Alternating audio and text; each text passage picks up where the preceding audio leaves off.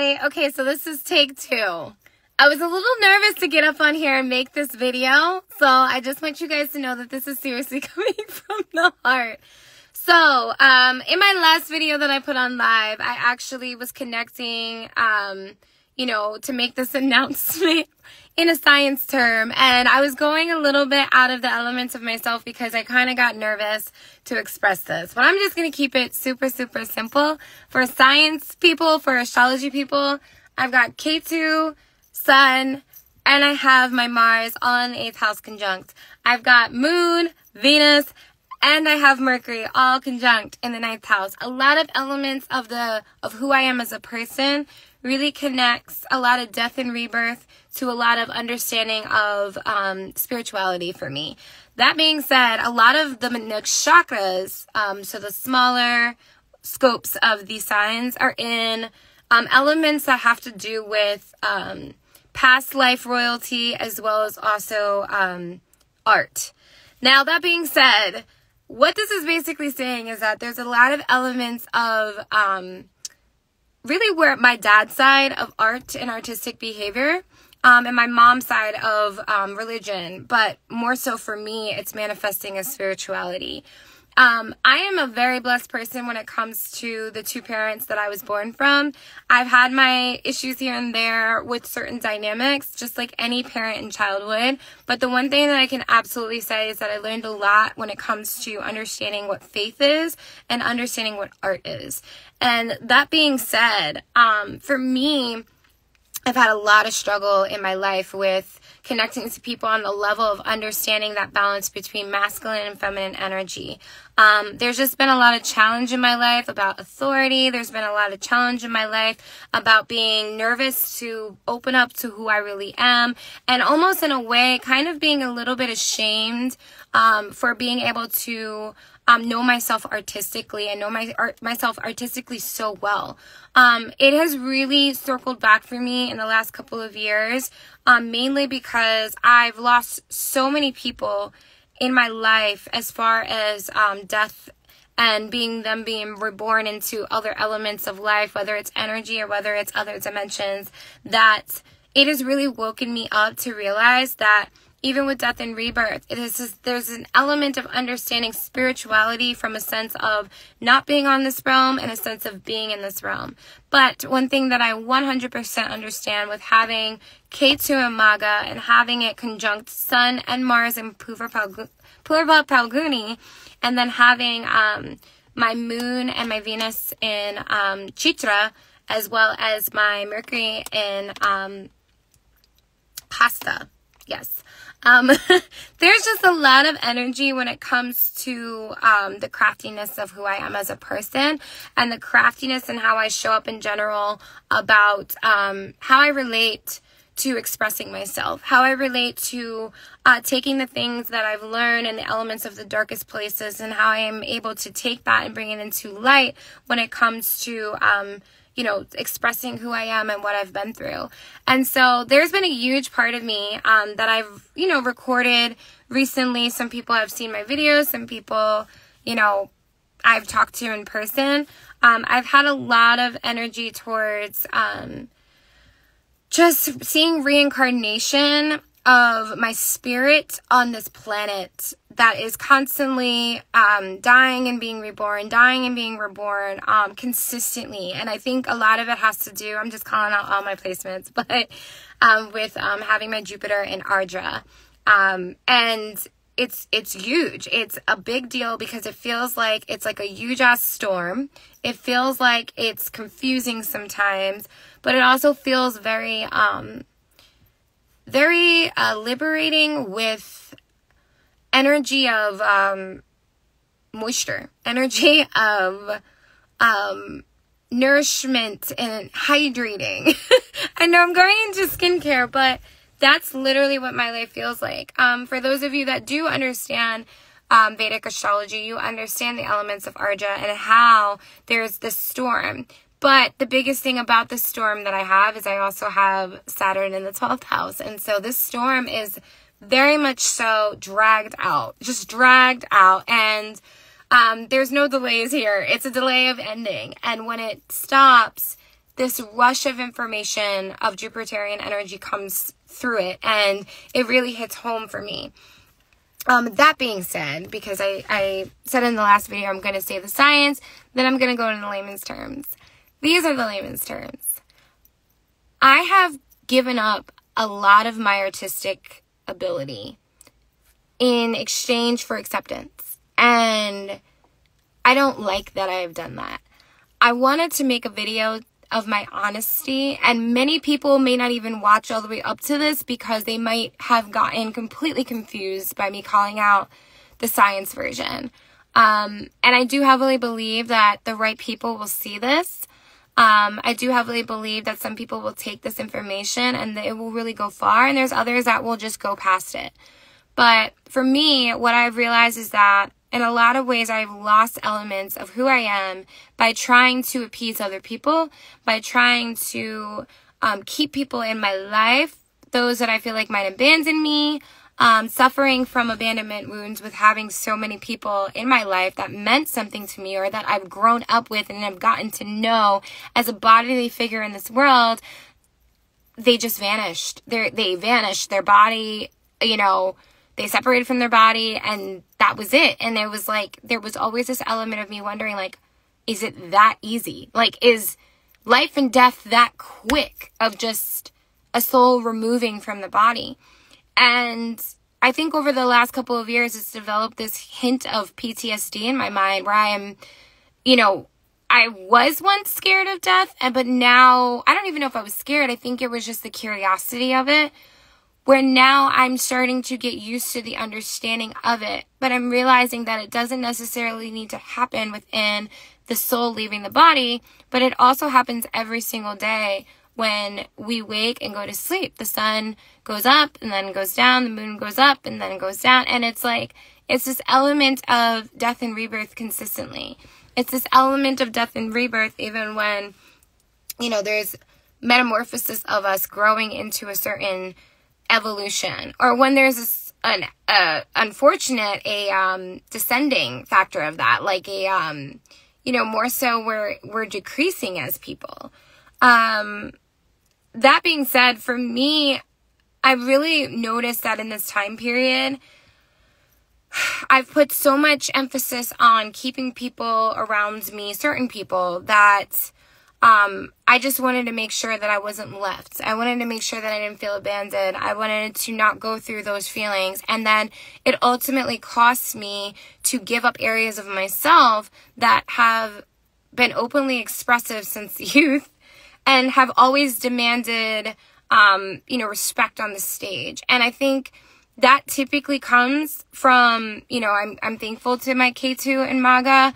It is coming, especially conjunct my sun and Mars. There's elements of my father's lineage being extremely artistic.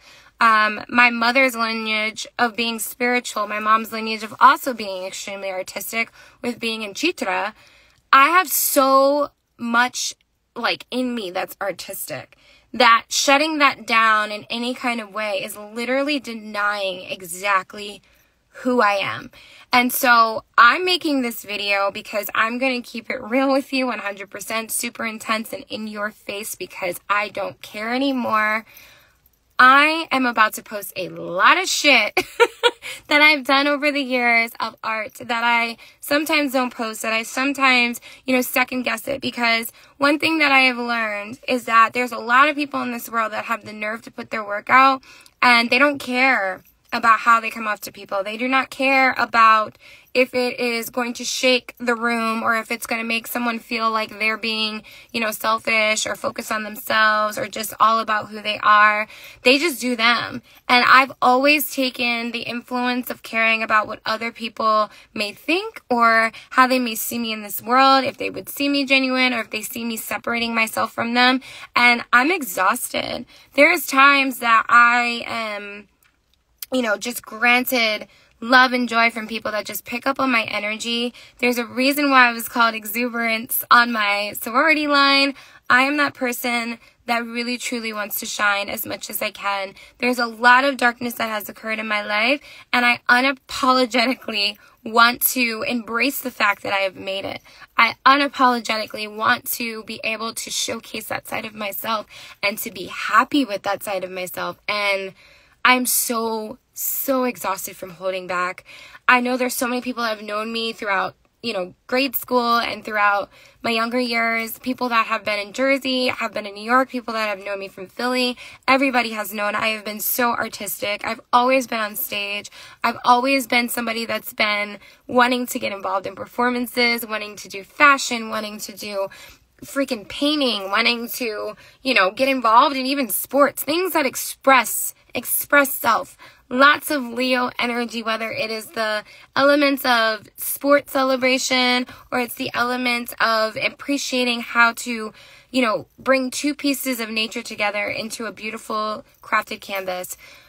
I am just an artistic person, and I think a lot of us spend time not showcasing those parts of ourselves because we're so scared that we might either offend someone else with our, energy, or that we might have a part of ourselves that just comes off wrong. And I'm just here to say I do not give a shit anymore.